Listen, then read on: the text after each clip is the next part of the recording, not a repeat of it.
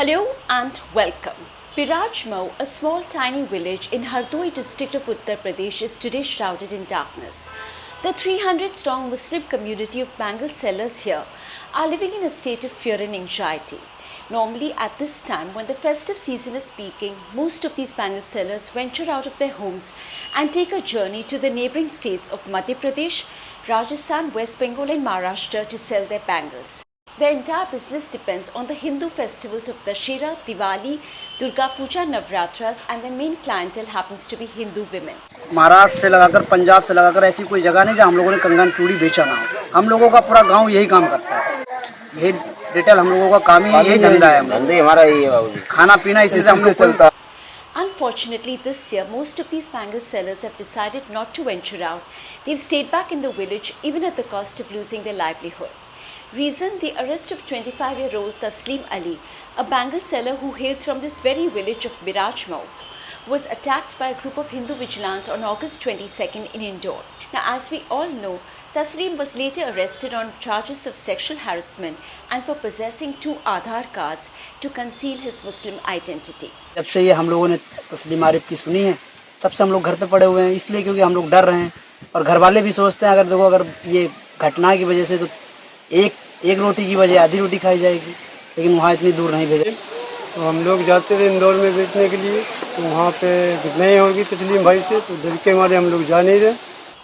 Now, this single incident, along with similar attacks on Muslim vendors in parts of India, have sent shockwaves across the entire bangle selling community, not just in Pirajmau but also in the adjoining areas of Lucknow, Unnao, Sitapur and Lakhimpur.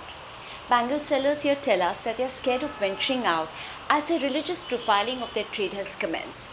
They are often questioned by their Hindu customers as to which community do they belong to before any business is transacted with them.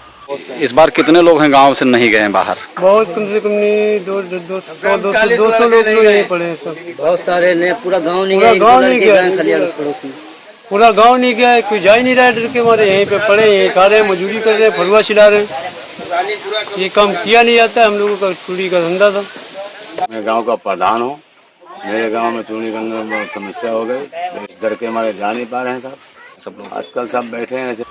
Meanwhile, Taslim's wife and children are on the brink of destitution.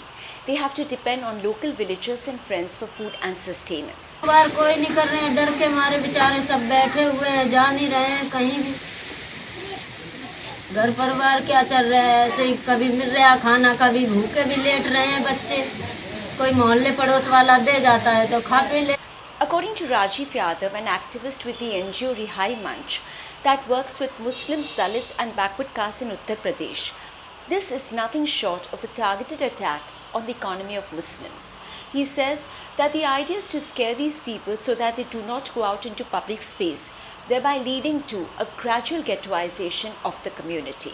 पूरा का पूरा मुस्लिम जो आबादी डरा हुआ है, दहशत में है। मतलब कि आप सिंपल वे में जाइए कि फल बेचे नहीं, सब्जी बेचे नहीं, वो अपने धार्मिक रूप से जो उसके रीति रिवाज है उसको ना करे। मतलब कि आप आइडेंटिटी को पूर्णतः क्रश करना चाहते हैं और साथ में उसकी इकोनॉमी को भी पूर्णतः क्रश करना चाहते हैं। मुसलमान अगर धन से और संपदा से संपन्न होगा तो वो हिंदुओं के लिए खतरा होगा और इस खतरे से निपटने के लिए उसकी इकोनॉमी जितनी कमजोर रहेगी उतना वो आपके लिए खतरा कम बनेगा। इस माइंडसेट को लगातार ये स्टेट डेवलप कर रहा है और काफी हद तक इसमें सफल भी हुआ है। But the big question that we need to ask is this the number one state that Yogi has been talking about, where a section of its people lives in fear and anxiety? And more importantly, where is all this hate taking us?